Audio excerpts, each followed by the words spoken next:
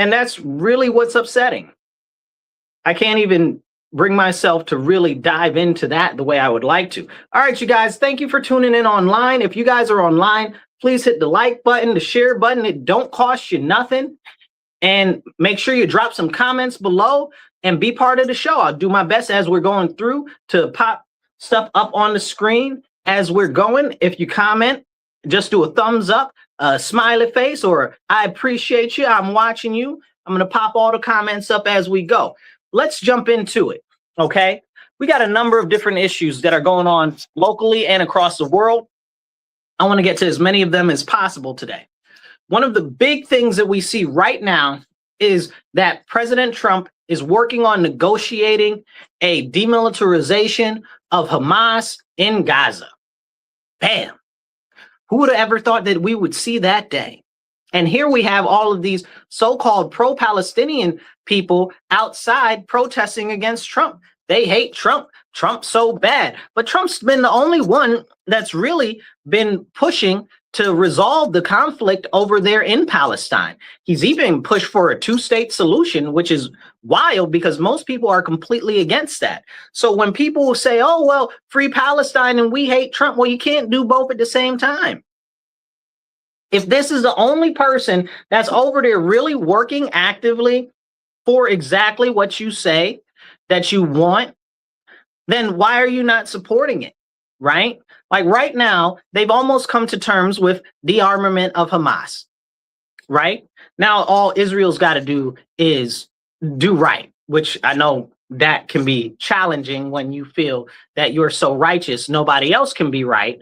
But hopefully they'll get their act together and we can actually see something get done there. Now, I talk about this because that area over there, it's West Asia, but we call it on our side of the globe, we call it the Middle East. And for thousands of years, since legitimately before any of us can even conceive of, they have been fighting and in constant turmoil and constant wars and in constant engagements over there. You know, if it wasn't one empire, it was another empire. If it wasn't the Persians, it was the Romans. If it wasn't the Romans, it was the Carthaginians. If it wasn't these people, it was those people. If it wasn't them, it was the Moors.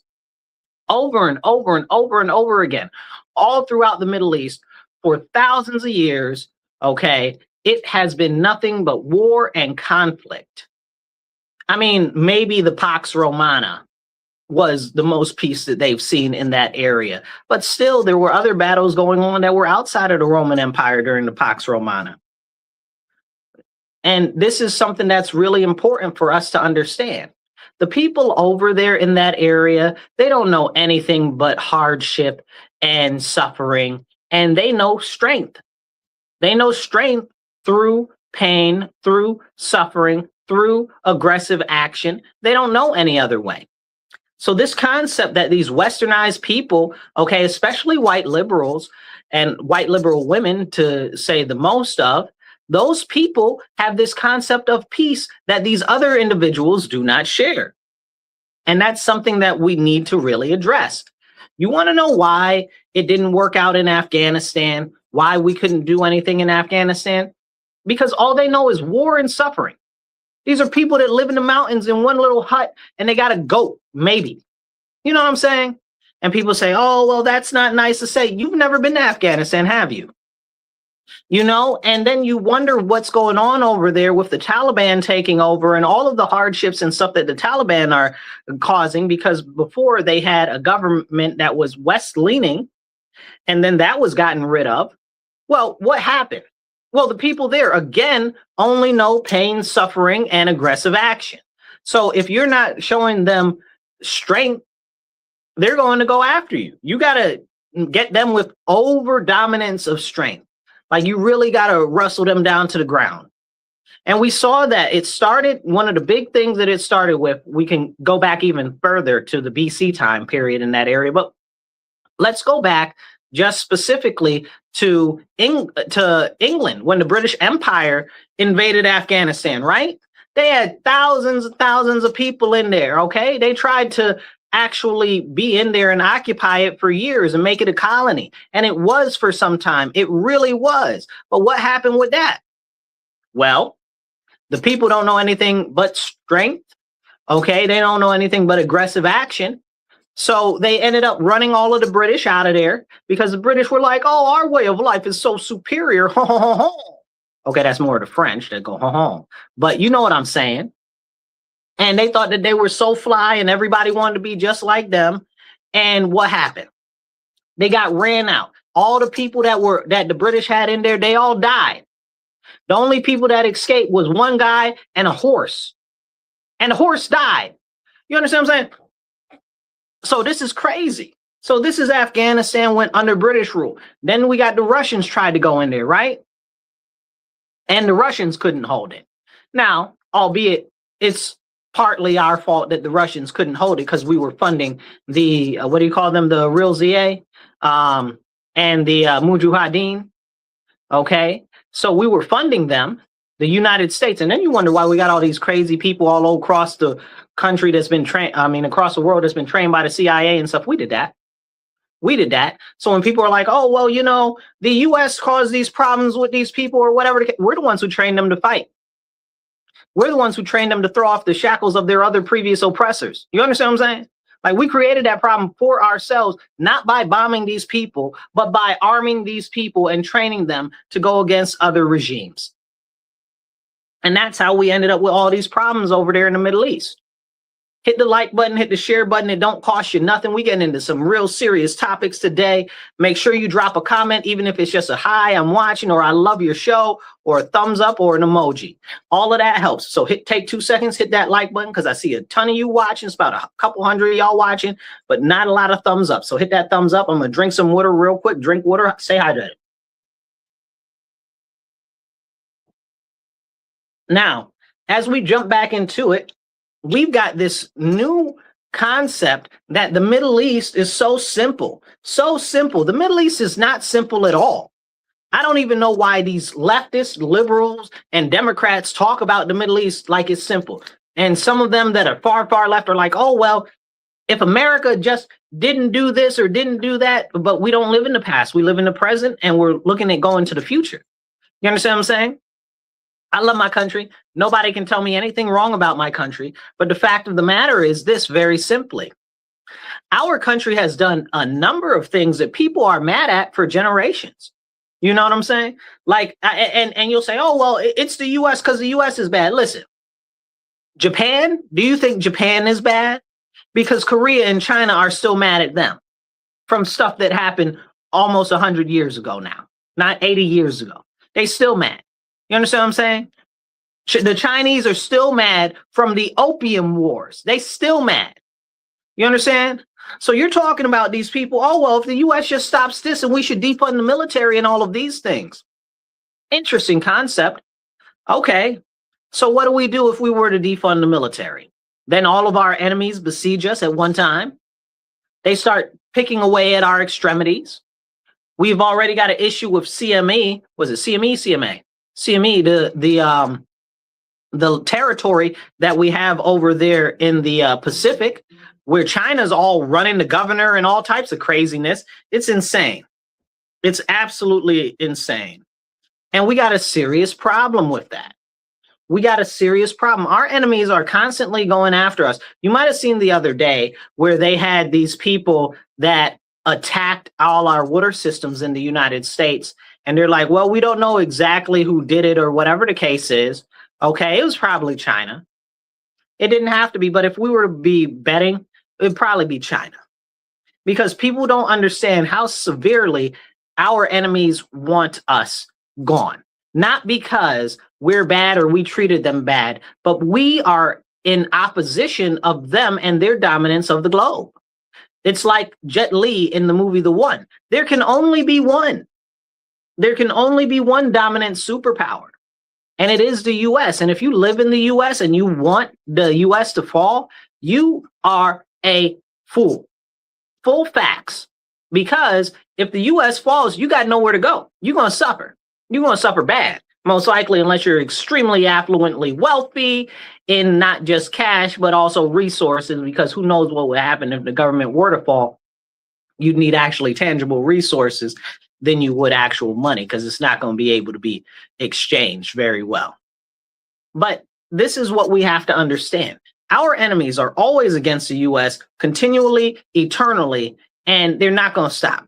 So these crazy cuckoos over here that say they want to defund the military, and you do that, and then what? You think everybody's going to give us flowers and candy? Like, are you serious? They're not going to do that. They hate us. But it's not because we're big and we're bad. It's because we're in their way of dominance. We're in their way of dominance. And people need to understand that, because unfortunately, the concept of the world has been too feminized and made too soft. So we've got all of these people that want to believe in all of these soft, super soft things.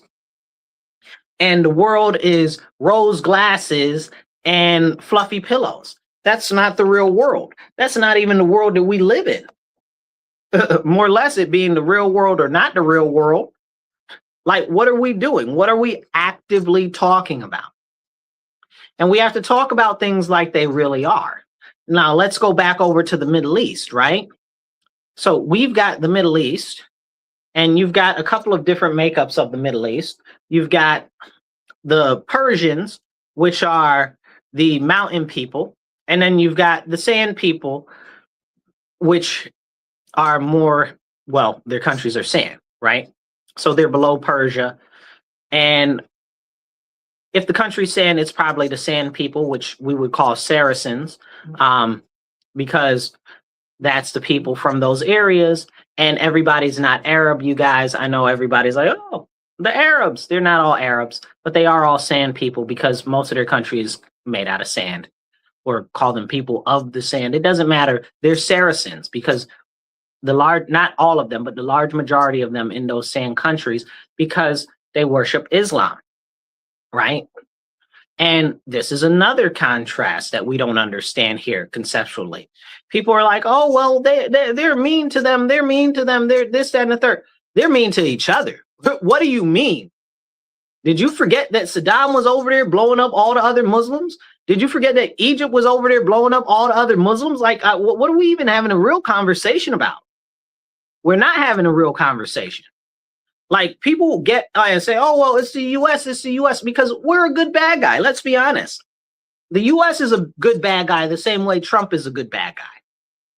Facts be the facts, you know? Whether you love Trump or hate Trump, he's a good bad guy. That's a fact. Whether you love America or you hate America, America's a good bad guy, you know? But the fact of the matter is this. It's a ploy. These people aren't justly mad at the US.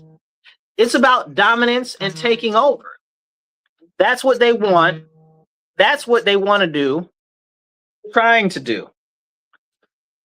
And without them actively doing something different, then how can there be peace at all? Right? Let's really dig into that for a second. If when the US wasn't actively engaged in conflict over there, they were in conflict among themselves, what do you think is going on? What do you think would happen? That's my question to you. What do you think would happen? Well, of course, they're going to go back to fighting. Now, speaking of fighting over there in the Middle East, now we've got this group where we've got the the Pakistanis, the Turkish, and we've also got now Saudi Arabia joined together in a new NATO-esque type of agreement. And in this situation, we have it where all of the problems that we see with NATO and Europe, okay, how they're trying to drag the US into nonsense with Ukraine and stuff like that, we see how with stuff like that, it's become a problem. So you mean to tell me you've got Turkey, which is always up to some shenanigans, okay? You got Pakistan, which is always in some kerfuffle. They're actively at war right now with Afghanistan, as we were speaking of Afghanistan earlier. And that is that is a big, big, big issue. And we have a serious problem with that being at the center of what we have going on now. Let me be straight with you guys and be a little frank. We have a very, very serious problem with all of these foreign countries because we don't understand what the actual issue is. We don't. We don't understand how they operate. We think that everything is fine. But I'm telling you right now, this new Arabic military alliance, it's going to be a problem. Like I said, how are they going to have an alliance when you've got Pakistan that is currently active at war right now with Afghanistan? So now that they have this pact, are they going to jump? Is Turkey and Saudi Arabia going to jump into the war with Afghanistan? What happens with Afghanistan if that happens? And Pakistan has always been trying to get involved with India and blow them up. So what are we going to do here? What are we going to do? We are very much so either looking for some sort of a great peace or a great destruction, you know? And I believe very firmly that there aren't enough people that understand how serious that is. Now, with us talking about that, we've got a number of our own issues internally, and we'll come back to this a little later in the show. But we've also got a number of issues where in the US right now, we see the continued surveillance creep in our nation. So I'll relate it back to how the Middle East has all of their stuff going on, where the Middle East is kind of really overzealous with all of the surveillance that they have on their people and stuff like that. And their laws are really stringent and tough like that. Turkey is basically a police state. Okay, nobody wants to go to a Turkish prison, like for real. Okay, and in Dubai, if you're holding hands and you're not married, you're going to jail. So what even are we doing? So let's bring it back wholesale back to the US. Hit the like button, hit the share button. It don't cost you nothing. And I'm having some ginger shots. I don't have a code or anything to sell you any ginger shots. Maybe I should get one of those, right? Them and a coffee sponsor. Probably need those too. Anyway, hit the like button, hit the share button. It don't cost you nothing. Share this out there. And if you want to support the show, we got a couple options. If you want to support the station, you can go to rochesterfreeradio.com and you can donate that way. Or if you're online, you can donate via PayPal, Cash App, or Venmo. It's right there in the top corner over there or down below, depending on how you're looking at it on the size of your phone. So please do donate. $5, $10, $200, whatever you can donate to the show helps us get more airtime and stuff like that. So it's great to have you guys tuned in today because there's nothing more important than surveillance, right? Because that's privacy. Your privacy is of the utmost importance. If we don't stand up and say, hey, privacy matters to us as American citizens, we will continue to have our rights, liberties, and freedoms eroded. People think like, oh, it's a small thing. It's just bus cameras. No, I'm telling you right now, it's not just bus cameras. Do you know about the bus cameras? Do they have those where you are? So let me tell you what happened here in Rochester, where I am. They had these bus cameras where the cameras themselves were being sold as, oh, well, it's only going to be for people that are going past the bus when the camera is turned red. So it sounds really good. They sold it really good to everybody, right? And I encourage you, as I say always, don't believe me because I'm telling you. Don't believe me because I'm saying it. Believe me because I'm telling you. Because I'm going out my way to tell you. So go look it up. They are networking those cameras together with other law enforcement agencies for active continuous monitoring. For active continuous monitoring. But wait, they just told us it was just going to be for the school buses, and it only activates if somebody drives by when the school bus stop arm is out. Lies, deceit, and continued creep. This is what happens when you allow a little bit of surveillance. Now, where I live in the city, I spoke to my city council people on this, and a city council president said, we have an agreement that says that they're not going to do that here. I said, are you sure though? And he looked at me like he wasn't quite sure for 100% sure. Because could you ever really be 100% sure? Unless you're in the system, unless you're in the network, could you be 100% sure that those cameras aren't consistently sending all types of information, all types of everywhere? Who knows? Who knows? America is slowly turning into a surveillance state. And I say slowly, and it's really extra super fast. And that's what we're dealing with right now. And it's become such a big problem. People talk about these things. They're called flock cameras. And we're going to get into that. But real quick, hit the like button, hit the heart button. It don't cost you nothing. Hit the share button, get this message out there. And let's have the real important conversations. If you drop a comment, I'll pop the comment up on the screen and you can be part of the conversation. So let's get back to it. Now, these flock cameras are a software company that also offers cameras, which is really about continued surveillance. And how do they build them? Oh, it's for safety and it's for security. We're just monitoring stuff in case there's crime. Somebody can see the crime. What do you mean? Somebody can see the crime. So for 24 hours out of the day, you're monitoring everybody and everyone, and you're sending the data to God knows where. It's going across all of these different companies, and who knows what happens to the videos and stuff like that. Who knows who's doing the data aggregation and stuff like that. And it is a real serious issue and threat to our privacy, because once they implement these things, once they start going, they're not going to stop. And the people in Britain really warned us about this coming over here, because if you look at London, London is the city with the most cameras in the world. And look at all the crime and violence they got. You mean to tell me they ain't putting nobody in jail? Come on, stop playing with me. But they'll put you in jail if you're over there preaching the gospel. So this is an important part of the conversation.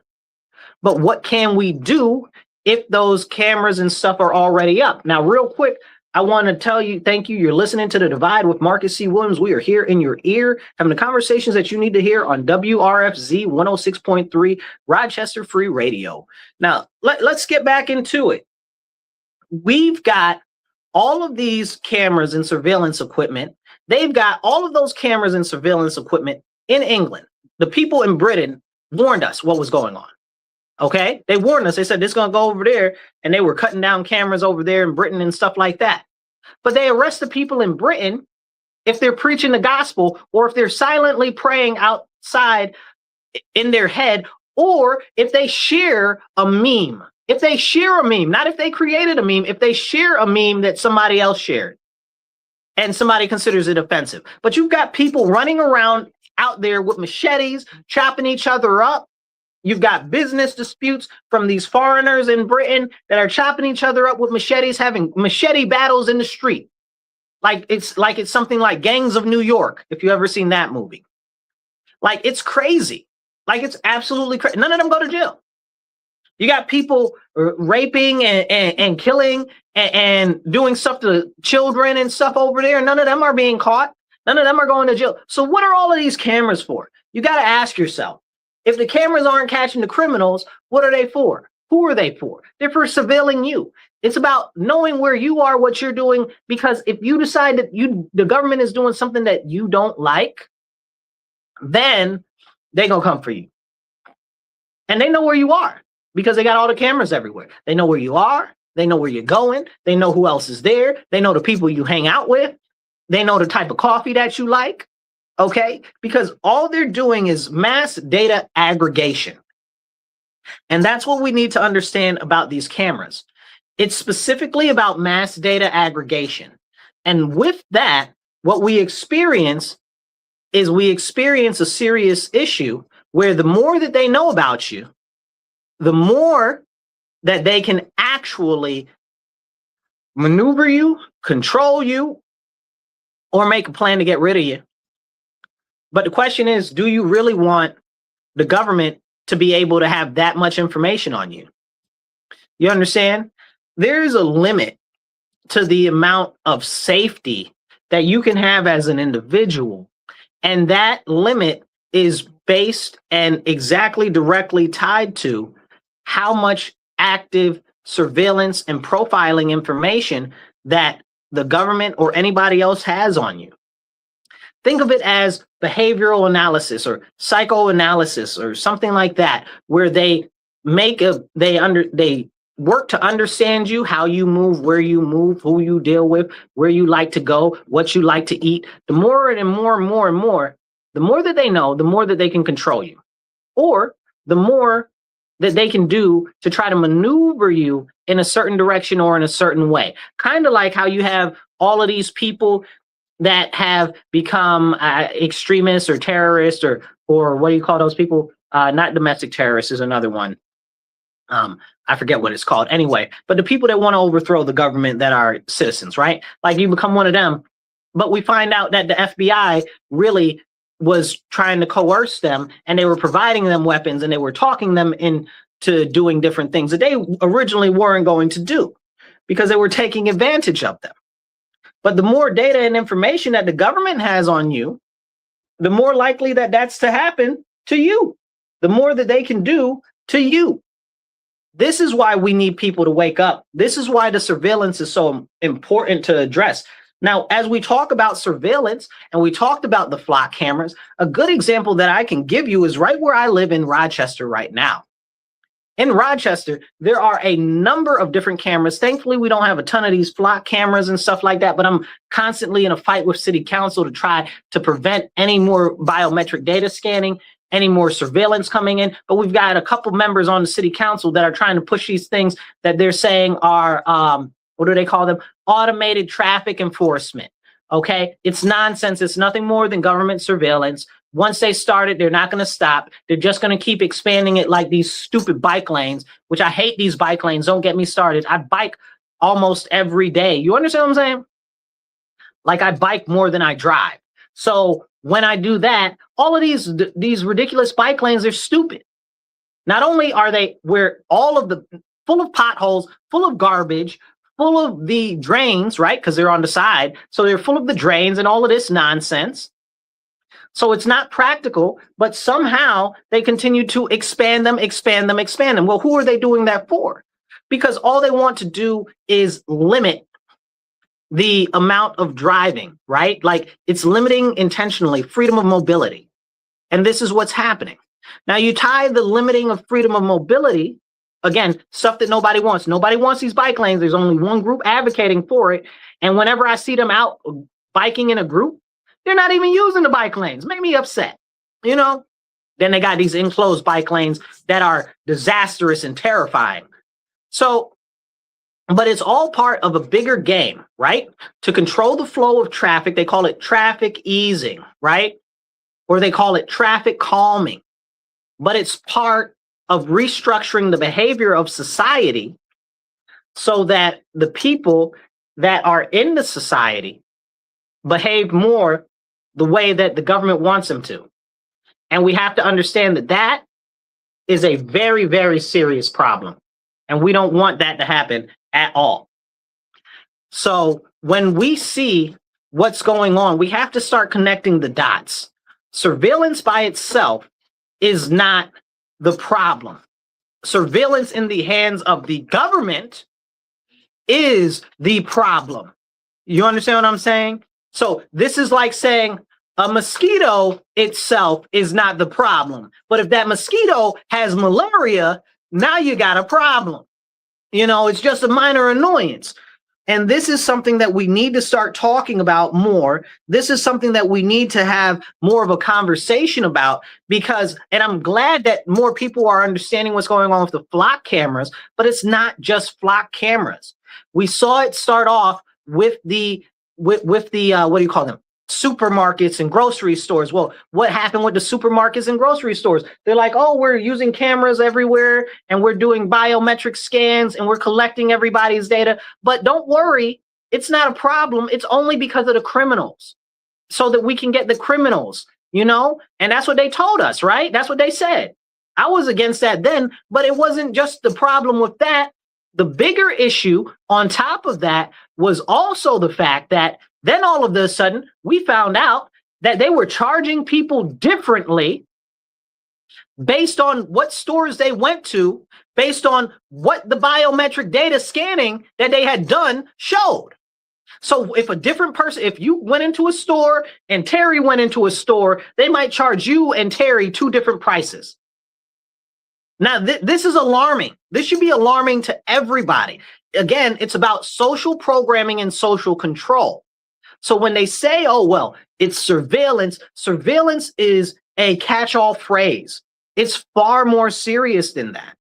It's far more serious than that. And it's just a new way, a stronger way for them to be able to maneuver you. We also need to remember the fact of what happened during January 6th, okay, where they were shutting off people's credit cards, okay, and stopping them from using them if they had been anywhere near Washington, D.C. on January 6th and they bought a Bible.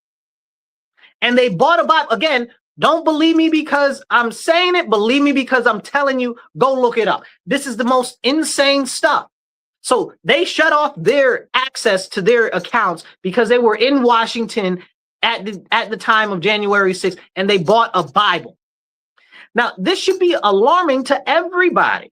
Because the more that the surveillance increases like that, the more we see stuff like this happen. Look at what happened during the trucker protests, the very peaceful trucker protests, okay, in Canada, okay? They were up there, they were good, they weren't destroying anything, nothing got set on fire, nothing got broken, they didn't go into any buildings, nobody got hurt, nothing.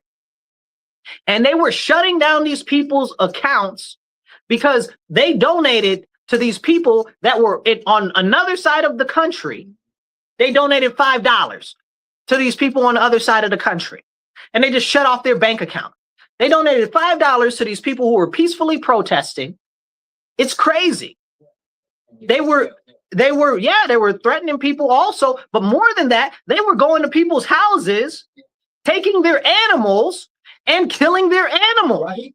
Like euthanizing their animals. Like, we really have to understand, I love my country, but the government, it does not matter who is in there, is not for the people. They are not the ally of the people. This is why our founding fathers made sure to impress upon us that we must continuously hold the government accountable.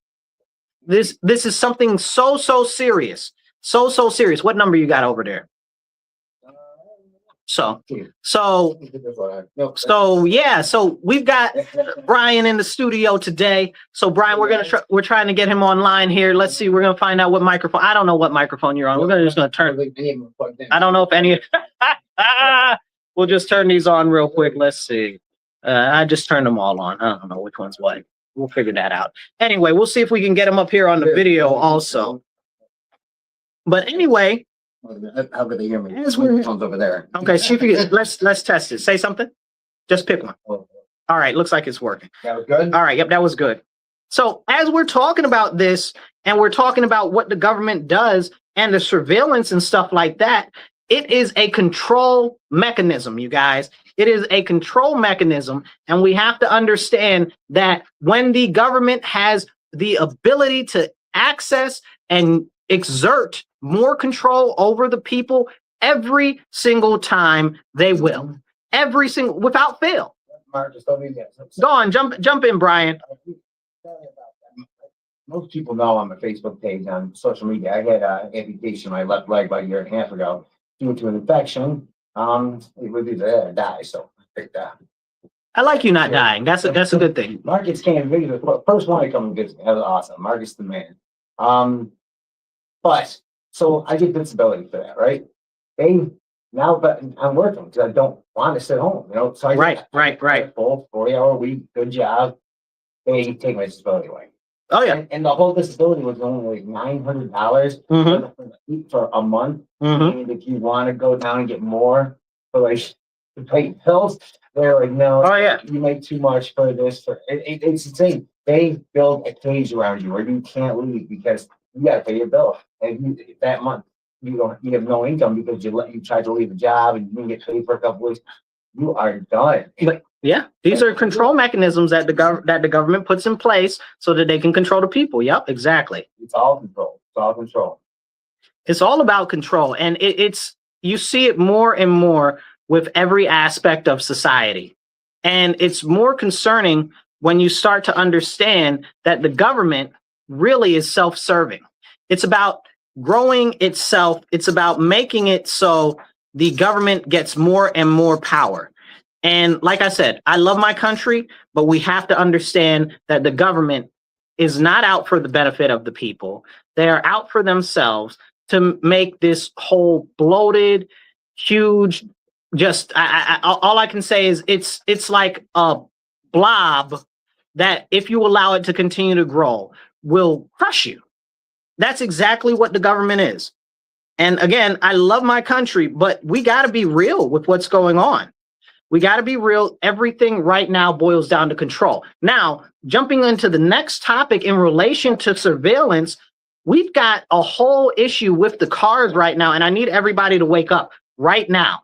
Okay, I want you to go and look into the car kill switch. Okay, because that's coming up. We've talked about it on the show before. I've been warning about it for years, and now here it is. Next year, the car kill switch will be kicking off, and it's going to be very, very serious. Oh, I'm seeing some comments coming in. I'm seeing you guys. Okay, I'm gonna pop those up. So next year, the car kill switch pops into effect. Now, what does that do? And I'm gonna try to make sure we can get this other camera up without messing up the volume on everything. So if it goes a little weird, just bear with me. So as we have this conversation about what's going on with that, we have to make sure, oh, it won't let me mute it. Dang it. But anyway, so as we have this conversation, we have to remember that with a car kill switch, that means that they can monitor you and they can track you at all times. And it doesn't even matter. They have surveillance in your car at all times. Who is in the car? Where are you? Where are you at? And if the government decides that they don't want you to drive today, you will not be driving today. Okay? So that's something we need to think about. I'd like to talk about Mitch McConnell, whether he's dead or alive, I don't even know. Okay? And his wife, okay, who is the shipping magnate queen of the world that is tied to the CCP, right? Like, we're not even going to talk about how serious that is, but we're gonna talk about her sister, right? Her sister was at the McConnell's house, right? And remember, I just told you her sister is deeply tied to China, and her Tesla car drove backwards into a pond, drowning her.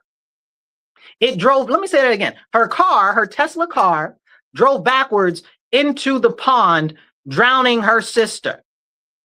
Now, I don't know about you, but that's a miraculous, magical thing. Something that you don't hear about happening. Okay? So it's not something that just so happens, just matter of factly, it just happened. You know? We need to make sure that we see and understand what's going on and the dangers that are upcoming. So now if we're putting in more networked type of devices inside the cars where they can be controlled and automated from afar, that is very, very dangerous. It's extremely dangerous to the point that they can drive you somewhere else. They can call, have you ever seen the movie? What was the movie with Jude Law? Is it Jude Law? Yeah, Jude Law, and it was in the future. Oh my goodness! And they had those cars that were all automated, and it was Lexus. I can't remember the name of the movie. Yeah, something. Oh man, that's a good movie. Anyway, I'll think about it later. But anyway, basically, the cars can be controlled by the government, right? So if the government, and this is just the government, you guys. Let's be real. What if there is a malicious bad actor? We talked earlier about how they just invaded all of our water systems across the country just about a week ago. So imagine if there was a bad actor that wanted to cause problems or wanted to get, I don't know, let's say Susan Smith, and wanted to take her out, and now her car just drove across 4 lanes of traffic and now she's gone. How would you know? Would it be just a computer error? Would it be just a computer glitch? Would they even tell you? They wouldn't tell you anything. Because if they did, then they would say that, oh yes, it is 100% a problem. And like we know, if the government has a mechanism of control, even if it can be used for bad, they're not going to stop using it. They're not going to stop using it. We also have the issue. Say again. Yep, I can hear you. So, and here's the deal, what we've got going on with not just the automated cars, right? Everything is networked together. It is this network of everything. What do they call it? They call it the network of what is it called? The network of things, right? The network of things. Like it's crazy.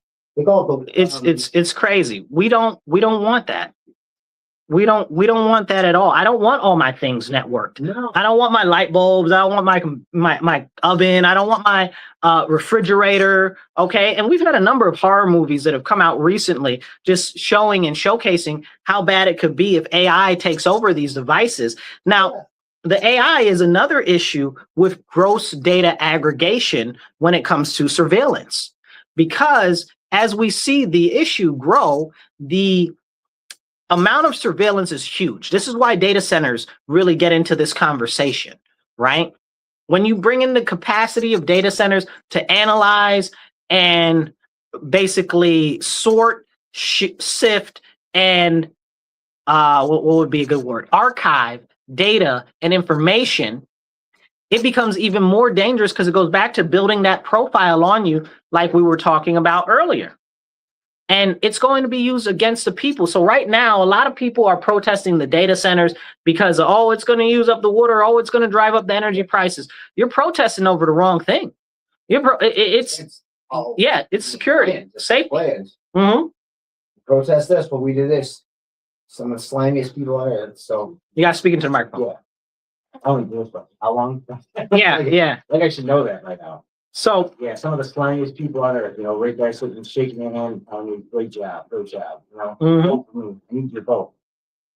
One of the scary things about these data centers right now that we're witnessing is that New York State just said, oh, well, we're going to do a moratorium on data centers for a couple of years, for a year, 1 year. Well, you can't even get a permit to do anything in New York State in under a year. So somebody explain to me what they're doing. Yeah, they're no long-term studying on anything. They're putting a moratorium on building them. It didn't say anything about filing for the paperwork or anything for these data centers. So what they're doing is they're playing in the face of the people, and they're delivering what? Nothing. But it's election time. It's election time. Yeah, well, that exact election time. That's when you hear all the racism talk, reparation talk, all that good stuff from the left. It's funny because that's the last people are calling for it. I was going to this church that one of the churches that I worked at where those Saturday things, and I got off on Adams Street there, on the corner, I'm walking and I hear someone tell the magnitude about it. I hear someone say, "Hey, my Republican brother," and I look, the guy in his car, he's a black man. He has a red shirt that says Black Republicans of Rochester, I believe. And anyways, he's like, more and more of us are doing this. It was just crazy to hear because both sides are going to always get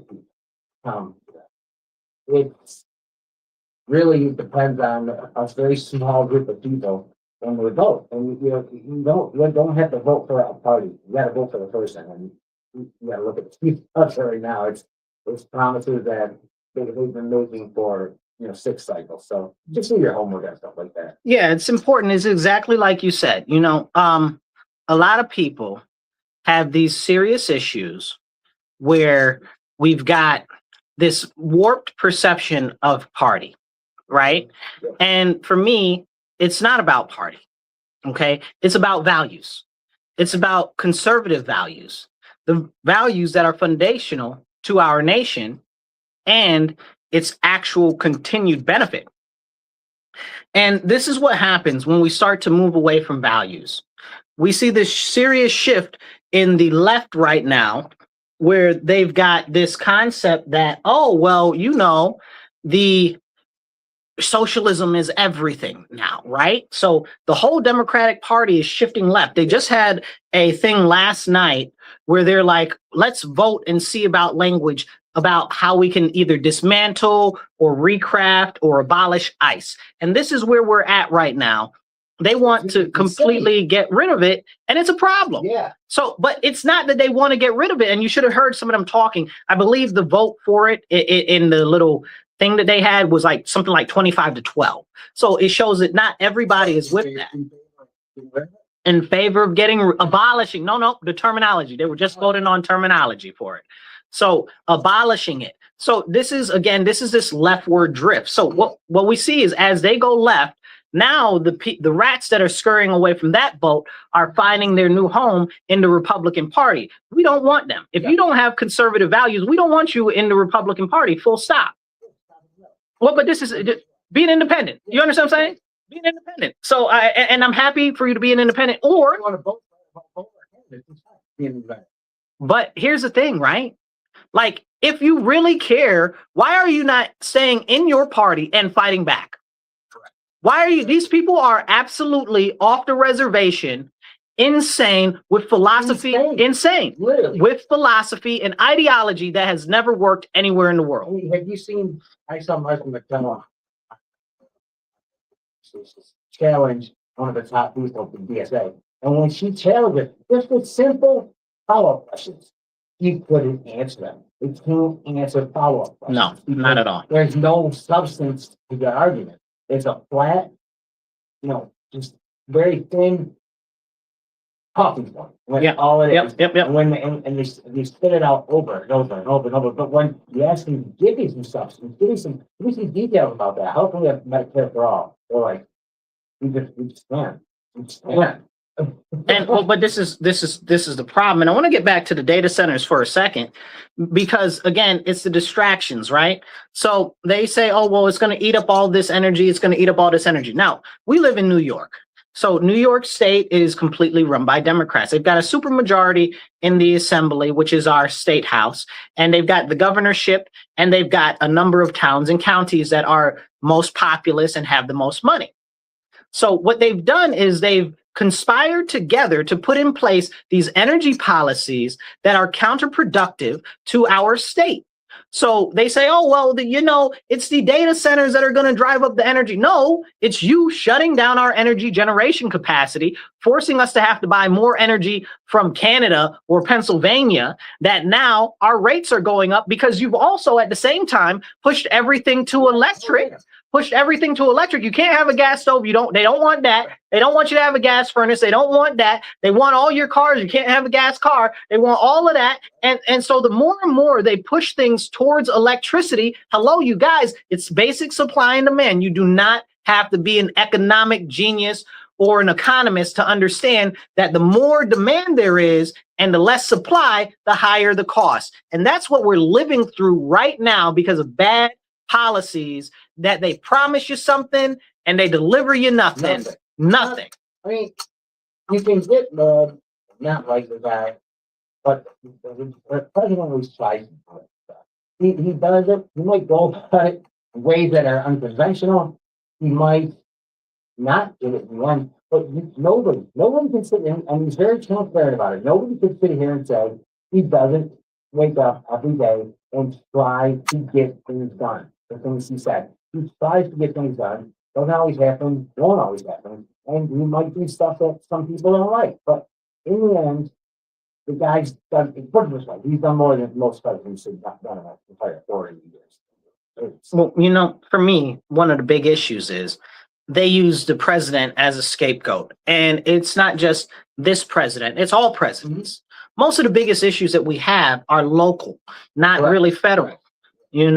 And when we see what's going on the local level, well, where are your main issues? What are your main issues? The cost of energy, right?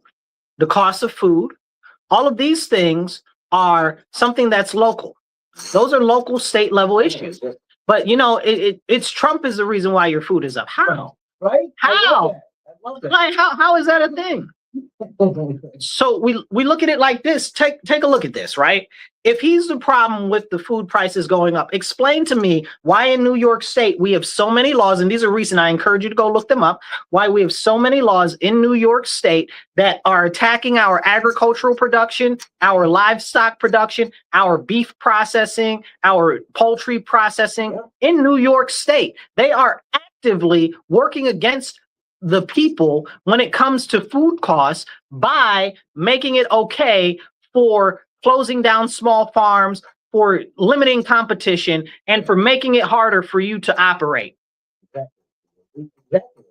Instead of making things easier, they make things harder. And it's not just the blue states, there's some red states that do as well. But all in all, when you go to a red state, you have a much easier list of to-do things for the year. You know, when you look at your to-do list, it doesn't have a bunch of permits and a bunch of things you have to get just to live. Just to live. You want to start a business? Good luck. It took me months to start a small bar, you know, in Irondequoit. I had to get town permits. Then I had to get this inspection. Then I had to get another inspection. Then I had to get a third inspection. Then I had to get the fire inspection. It was crazy the amount of licenses and certificates and oh man, it's insane. Look at it here locally. We had the Pallet Express gentleman. What's his name? Frank, or is it Jamie? Frank.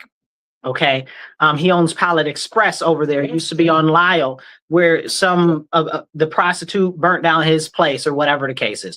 So, and the main suspect in the arson, the police have the video and all of that and stuff like that. Do you think they're going after them? No, they're giving him a hard time. So he moved into another property. Used to be I believe it was it washing machines or the refrigerators?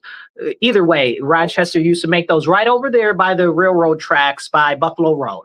Okay. Oh, yeah. So where that's coming with you there. So, and Pallet Express is over there now. So they've been giving them a hard time since they moved over there. Now, according to Pallet Express and the owner of them, they supply pallets for 400 local businesses. Wow.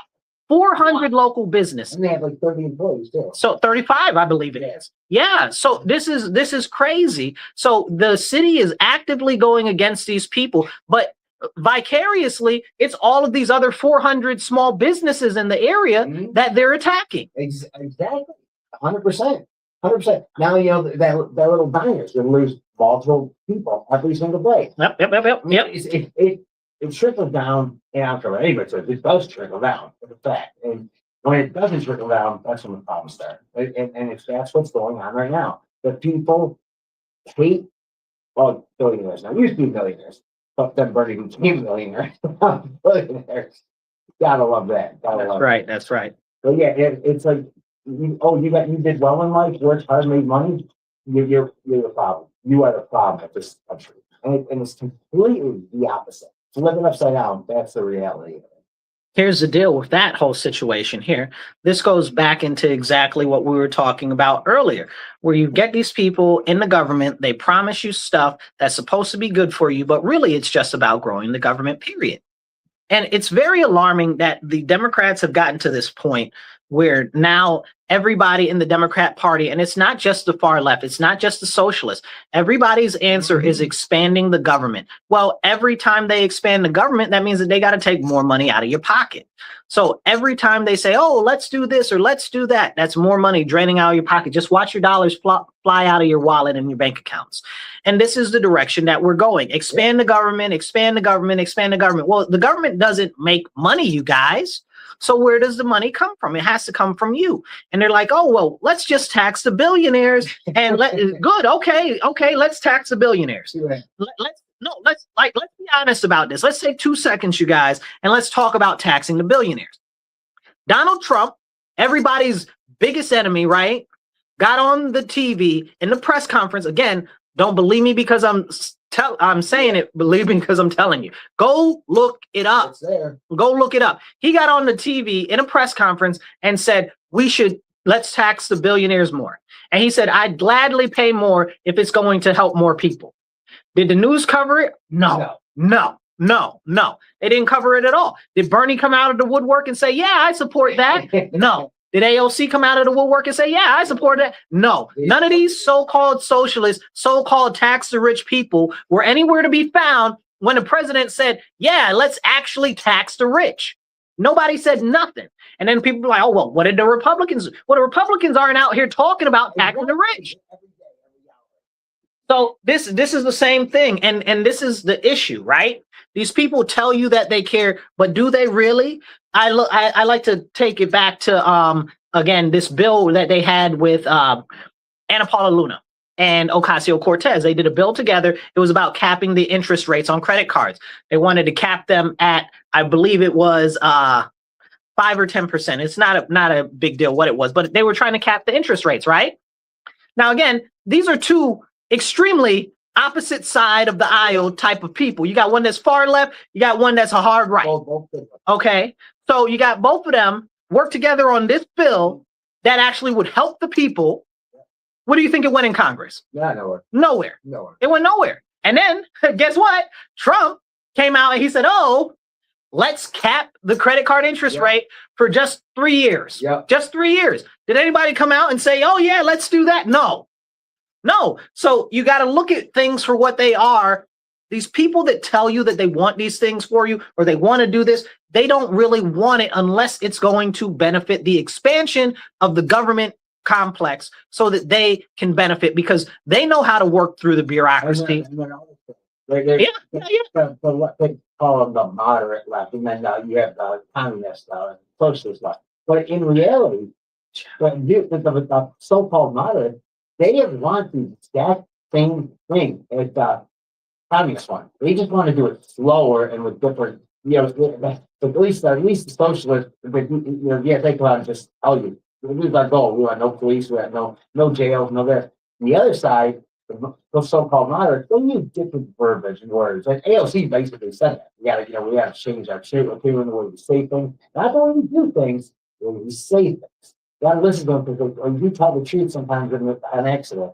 And it's exactly what it is. Now, as you guys are listening online, hit the like button, hit the share button. It doesn't cost anything. Hit the subscribe button. Okay. Let's get this out there, share it with more people so that more people can be part of the conversation. And if you drop a conversation, drop a comment in the comments, thumbs up, whatever. Hey, I like the show, whatever, and we'll pop it up on the screen. Now, as we jump further into this, what we are seeing is a continued push of power away from the people into the hands of the government. We have it right now where we have a government that wants to do everything for you, but just enough for you that you can't get away from them. Exactly. So they just were talking about restructuring Head Start. Okay. Restructuring the Head Start program. If you guys aren't familiar with Head Start, essentially it's early childhood learning. It's like pre-K. Okay. There's a little bit more to it than that, but essentially it's just basically pre-K, right? And it's done by the federal laws and stuff like that. So Trump said, hey, with Linda McMahon, who's the head of that right now. Yeah. Not Linda McMahon. I lied. Excuse me. Not Linda McMahon. Because this is the crazy part, right? So Head Start is not part of the Department of Education. Did you know that? It's not part of the Department of Education. Head Start is part of HHS. Yeah, so Health and Human Services. This is the crazy part of how the government works. So if you were thinking that it's childhood development and stuff like that, that's not really even what it's about because it's underneath a completely different department that has nothing to do with that. So now here locally, a lot of people were upset. They're like, Trump's cutting everything. He's trying to get rid of Head Start. First of all, so what if he was? So what if he was? Okay, the problem with Head Start and any other government programs for education is you want the government to get in there and teach your children early. The government. What did Malcolm X say? Right? He said, "Don't let the enemy educate your children." Like it's a very, very simple thing. Everybody knows that. You don't want since when is the government your friend? It's never been anybody's friend. Never. So this is the real serious issue that we see. So with them talking about restructuring Head Start, let's be clear, they were cutting some of the overhead costs for the high administrative positions and stuff like that. And it should save them, I can't remember exactly how much it was, but it was like $350 million or something like that. 298 million, something like that, right?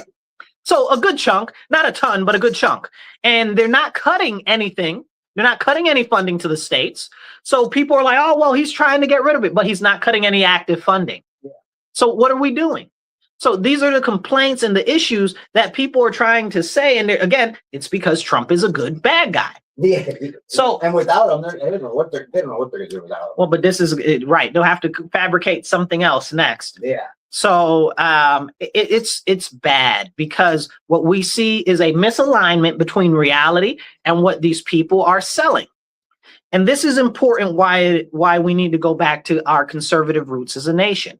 What has worked historically, what has been good for our country historically, and what can we do to optimize for the future? But if we have a nation that is no longer based on conservative values and foundational values, then we are going to be shifting just like the sands on the desert in the Sahara. Okay, ever constantly shifting around and around, and we will know no stability. We will know nothing except for hardship. Yeah. Okay, because every time it's going to be something new and creative to cause more disshufflement and destabilization. And you're not going to get, your kids aren't going to get taught the real history of the schools. I mean, trust me, it's not. When I was in school, I got taught the real history, but that was 25 years ago, 30 years ago. And it's crazy that we've come so far the other way that they sit there and basically make communist leaders look like they did that. I have the one school. Well, we're not saying communism was good in the 70s and 80s in Russia, but it was the person running it that was bad guy, not the system itself. But communism means community, and blah blah blah blah blah. And I was just sitting there, I'm like, this is the worst explanation I've ever seen. And like I said, there's no depth or substance to it. If someone challenges them on any aspect of their argument, they cannot come back with everything. They literally, the one guy was laughing. I don't know. The guy said, what are you going to do with the people who rape and murder? And get up to go to prison. She said, huh? Said it again. She goes, well, what we should be talking about are the billionaires that are. Said, no, we're not talking about. Yeah. We're talking about. I just here's that question. But what are we going to do with people rape and murder? Again, we're billionaires and Donald Trump. Yep. All right, enough said. So I want to take a second and talk about what you just said. So these DSA people here, the Democratic Socialists of America in Rochester, I hope some of y'all are listening because I'm about to drag y'all real hard across the ground, okay? Real hard. Y'all ain't about nothing. Y'all are super, super, super, super unable to actually voice and vocalize what you're talking about and give it any solidity. And you won't even actively engage with somebody that believes something different than you because you know that your ideas, if challenged, will fall to the ground and be broken and shattered. And this is a serious problem.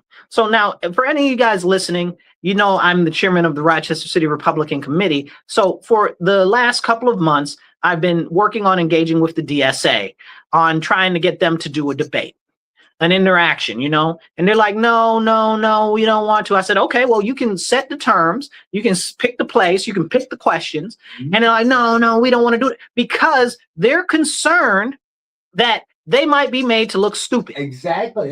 That's exactly why. It's 100% why. They can't back up what they say that they believe in. They can't justify what they say that they believe in. And if it is challenged, then they go to pieces. You know, the problem is it's not challenged. Most places out there aren't challenging them. That's right. Obviously, that's part of the agenda. But when they do get challenged, you're right. It's all over. I mean, it's all over. But it's and you know what? Talking about the DSA, I couldn't drag them across the ground enough. Okay, because the fact of the matter is they are championing this concept of socialism and stuff like that. And then they'll be like, oh, well, no, it's not actually socialism. It's democratic socialism. Well, what is that? What is that? All you're doing is talking about you want communism. Do you know that it's that North Korea is democratic socialist? Do you know that? Yeah. Like the DRPK? Yeah, you know, like yes. Vietnam. Like, are we playing here? Did we see how Vietnam? Listen. Well, so those fortunately, no countries in Africa are any socialist or communist. What happened in Africa, there used to be about 32 nations. This is actually some good information for you guys to go look into. There used to be about 32 different countries there that in Africa have tried some sort of socialism or communism there. It failed every time, didn't last long. People weren't having it. They didn't want to have it. But again, Africa, it's not an industrial nation, so we don't pay attention to the whole continent that is filled with tons of countries. You can never talk about that. And that's why they always talk about Africa as a collective whole, which also is a bad thing. It's never individual country. It's never the individual country. So again, if we knew about the different history of these individual countries there, we might be like, well, wait a second. Yep. So you look at stuff like right now, you've got what happened in what was it? Vietnam, where they debanked tens of millions of people. They just shut their bank accounts down because they felt like it. They said, oh, well, you don't want to switch over to our digital currency? No bank for you. Click, click. Because that's what they do. That's what they do in socialism. The government has the ultimate power and the ultimate authority, and they will do whatever they want, however they want, and you have no say in it. They did that in Venezuela. There's Havana was a nice spot in one of the biggest party areas to go to, a wonderful vacation area. Look at it now. It's in ruins. Down in Caracas in Venezuela, these people who were, wealthy, before Chavez got in there, he basically just took their money. Well, it's wealth redistribution, brother. But I mean, he's campaigning. If you look at his campaign promises, they are dead aligned with the DSA. So, but he was a socialist. He advocated for socialism. What they call it, Chavezism. So, but it's interesting when we take a look at it for what it really is. It's about putting the power and the money in the hands of the few. So they say, oh, it's for everybody. Well, they just want everybody to be equally poor and equally unable to engage with the government. They don't have a Bill of Rights in these socialist countries that protect your ability to engage with the government. They don't have that. They don't have any of that. And it's very simply because they don't want you to challenge the government. You start to challenge the government in any of these countries, your family, everybody goes missing. Look at China. They have a new law where it says that if you are either a Chinese national or you have family and you are abroad, right? Like not in mainland China, and you are abroad, they will come get you if you say something that threatens the social cohesion or is against the CCP in China. So that means if somebody's here in the US and they're Chinese and they say something about China, China's coming to pick them up, or China's going to put their family in jail and torture them, right? So this is a very, very serious issue because again, you got this communist socialist country. And I mean, the same thing with Cuba, right? So Cuba has been known to try to go after dissenters across the ocean. And this is a big, big issue. This is a big, big issue. And it's a big issue, and we need to really address it. Because if we don't address it now, then it'll never be addressed. And it has to be stopped. But the only way for it to be stopped is if we actually understand that socialism is bad. And tell the truth about it. These how dare you? We got to do the 1617 project, or what was it called? 1619? 1619 project and all of this nonsense. And then, 3 years after they come up with these things, everyone realizes how stupid it was, how it was just a bunch of lies. But it takes years, and we're always the bad guy until something comes out, and it's just like, all right, don't talk about it. Let's just move on. Let's move on. We must propose. Let's just move past this. I can't deal with those people. So I'm not trying to mess with none of those people that are like, oh, let's just forget what happened. You mean the complete authoritarianism? No. Ruining kids' lives. It's just insane that they think we should just move right past it. When we got a guy who was running everything, who admitted in his little book and on tape that he was his diary. Excuse me, sir. His diary for the 80-year-old man. His diary. He did it, and he did it on government property. That's why. Oh shoot. Bear with us as we have notebook-esque issues here going on.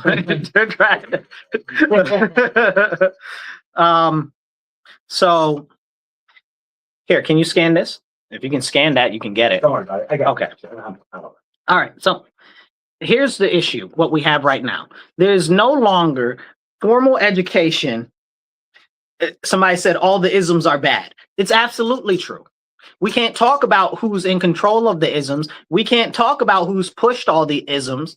We can't talk about the fact that you can associate pretty much every ism back with one group of people, the Democrats. Yeah. So the Democrats also the Democrats. The Democrats in period. The whole group. You've got the what do you call it? The alphabetism. Yeah. You've got the transgenderism. You've got the feminism. You not to mention the socialism, okay, right? Of course, yeah. And every other ism that has worked cohesively to tear down our cultural norms, our traditional values, and replace them with this new government is God, yourself is above all, and just prideful nature in our society, taking us away from Christ, because they know that if it wasn't for Christ, we would not have the benefits in this country that we do. And this is why we now see the rise of Islam, because when you try to get rid of God in public society, something else is going to go in there to replace it. Yeah. We've got the one group that wants government. We got the other people that want it to be Islam. And this is emerging to get, even in Germany, running over each other. It's a serious problem. Well, you're right. It's something that is. It's almost like if they know that if they can get rid of God from everything, this Constitution is no longer legal. It's debunked because our rights come from God, right? Right. So therefore, suddenly the government steps into that role. And now your rights come from the government. They control everything. So who's in power? That's who your rights are going to be talked about. Well, you look at it when it comes to the whole situation with Islam itself, right? Islam's whole goal is to be a theocracy, right? Yeah. So you look at countries like Iran, and that's basically what you would say, okay, that is basically the model for Islam, for true Islam practice, the way that it is written, okay, very closely.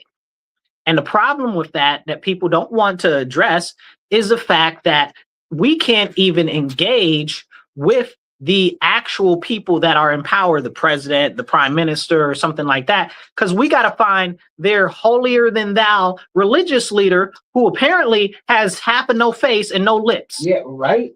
Like, oh my goodness gracious. But this is where does the power really truly lie?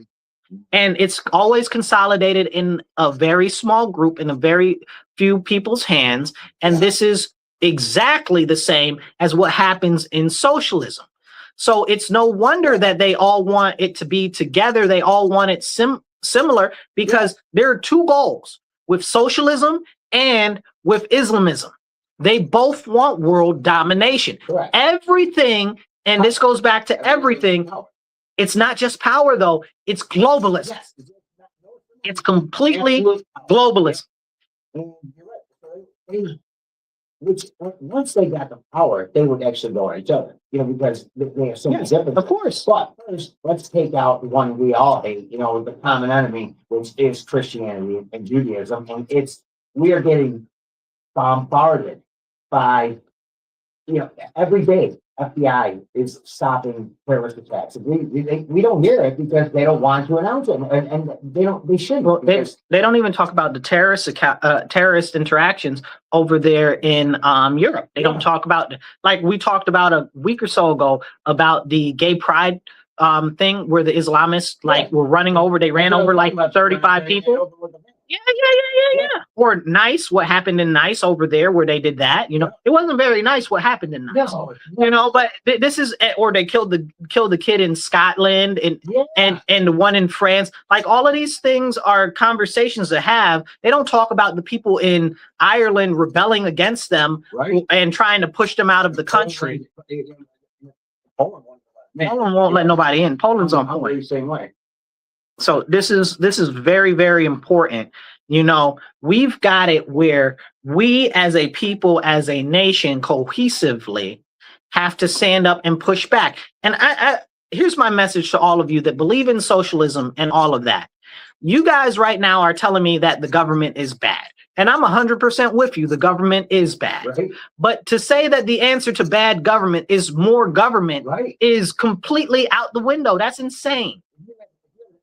And he was his dad, but your mom was also, there. She would kind of keep him away from you a lot. And all of a sudden, do you think the answer in having a better life would be to turn all the power over to your stepfather? No, because it's absolutely ridiculous. If the government is not doing, name one program that the government runs that runs cohesively, that is done well. Well, one lady for DSA said the VA. I started laughing like, but these guys aren't even going to the VA anymore because they can't get served. They're going to it's ridiculous. The government is not good at running things. That's the bottom line. Well, but the government can't run itself. So you want the government to run everything else. That's a very, very, very serious problem. So start, because I remember 25 years ago, everybody said, left, right used to say, we need a businessman to come in here and be president and get this place in shape and do this. Why did it become that we got that? And half the country doesn't want. Please make it make sense. This is one of the continued issues that we have where people want to abdicate their responsibility for government authority. And we have to step away from that because government is not, nor has it ever been the answer. It has always been the people against the government, no matter what form of government it is. So the best solution to all of that is a small government, a limited government, which is the way our nation was founded. To quote Charlie Kirk, big government sucks. Yeah, make sure you love that. It's so true. You want a government that if you want to take that government out because that government has become, basically just the enemy of the state, and they're doing things that, and that's what these people should be able to fight back against the government. That's why we arm. That's why we are allowed to do what we do and have what we have. It's the government can't just start taking people's property and distributing it out to people who, they just don't have enough. They're more unfortunate than you. So we're going to take your property and we're going to give it to this guy. This is the problem, brother. This is the serious problem. Please take a second, hit the like button, hit the share button. It doesn't cost you nothing. Every share, every like, every comment helps get the message out there more. So do that. Now, as we get into the tail end of the show, we want to go and we want to take a second to talk about crime. So in blue states, they say the crime is down, and they like to say when the crime is up, well, the crime is up everywhere. Well, the crime is down now, but it's down everywhere. On a federal level, the FBI just said that we have the lowest violent crime in pretty much recorded history. You're right. So that's because there has been way more law enforcement action in large cities that has been pushed forward by support through the federal government, by both funding and by both aid in resources. So that's something that we need to consider. They just were talking about how in New York and Rochester specifically, crime is down. Crime is down. Well, your question is, well, by what metrics is crime down? That's the whole thing. By what do you measure it? Well, but it's only gun crime. Only gun crime. Even though stabbings and machete choppings and hackings are through the roof, even though carjackings, all of it is through the roof. Because gun violence, I use air quotes, is down. Specifically, they're touting the number of shootings and the number of murders, even though we somehow keep finding bodies everywhere. But they say the shootings are down because, well, if you drive yourself to the hospital, did you know if you drive yourself to the hospital and you don't file charges, they don't count that? Exactly. That doesn't count. There's no crime. That doesn't count. So that doesn't count. Then we have to ask ourselves, well, are murders really down, or have we just gotten better at stopping people from dying? Exactly. So, but we don't talk about that. We don't talk about the advancement of the medical field and how the medical field has gotten so much better that they're better at stopping people from dying. Well, I was talking to somebody that works in the trauma unit, right, in the ER, and they were saying it's not better. What's happened is we've gotten better at saving their lives. Narcan's gotten more distributed. So there's a lot of more ways. So but overdoses are down, praise the Lord, due to the federal government stopping all of these drugs from pouring into our country through the southern border and through the waterways and stuff like that. But we can't talk about that. We can't give the federal government any type of credit because that might make Trump look good. You can't make the Republicans look good. Can't make the Trump look good. Look at the three cities, Memphis, Trump had the federal crackdown. I mean, it's just insane how far down. Look at Florida, what the Kansas copies from. Miami's had 4 murders this year. Listen, which is amazing, right? That's insane. All we know about 11. Yeah, that it's and these are very, very huge cities. Now, said 7. Now, there was just an article that Gino Forelli here. If you guys are in Rochester area, you might know this guy. He's written for a number of different different periodicals here locally. But he just wrote an article, and it says that the governor candidate, Bruce Blakeman, is saying that we need a dangerousness standard because of bail reform, which we do. I agree 100%. Bail reform needs to be amended. Yes. Okay, 100%. But we also need to get rid of raise the age laws, which allow anybody under 18, it is under 18, you get out for any type of reason. Anything you do, they have to release you within 24 hours. They have to. Yep. And if you do end up going to trial, you go to family court. So what is family court? After every family court case, it gets sealed because you're a juvenile. I'm using air quotes. No matter how serious the crime is. You're gonna be out when you're 18. Exactly. So however many crimes you do, each crime that you do is like a brand new crime. It's your first time. Correct. This is a problem. And we need to address that issue. And assume parole laws too. Parole instead of how many of these people have been on parole or had ankle monitors on killing people? Had gun crimes that were pending. Right. So as we get out of here today, you guys, I appreciate you all for tuning in. Please hit the like, hit the share button, drop some comments, and get this out there. You guys are the best. God bless. And remember, stand up, speak up, and don't shut up. Take action. Be blessed and be well. I'll be back sometime soon. Thank you, Brian, for coming in today. Thank you. That time went like fast, man. Holy crap. Oh, yeah.